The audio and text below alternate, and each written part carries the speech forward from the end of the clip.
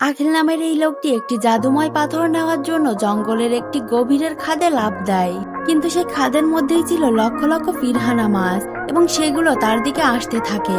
তখনই কয়েকজন লোক উপর থেকে একটি মৃত গরুকে ফেলে দেয়।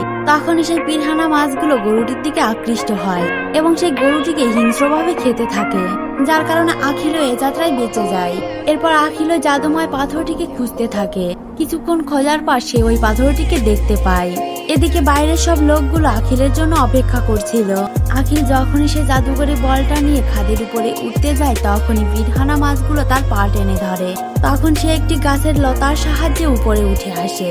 সে উপরে আসতেই উপরে থাকা কয়েকজন লোক তার দিকে বন্দুক তাক করে। তখনই আখিল সেখানে থাকা সব লোকগুলোকে বন্দুক ফেলে দিতে বলে, না হলে সে ওই বলটি আবারও সেই খাদের মধ্যে ফেলে দেবে। তখনই সব লোকগুলো বন্দুকগুলো ফেলে দেয়। আখিল তখন সেখান থেকে একটি বন্দুক নিয়ে সেখানকার সবগুলো মানুষকে মেরে ফেলে।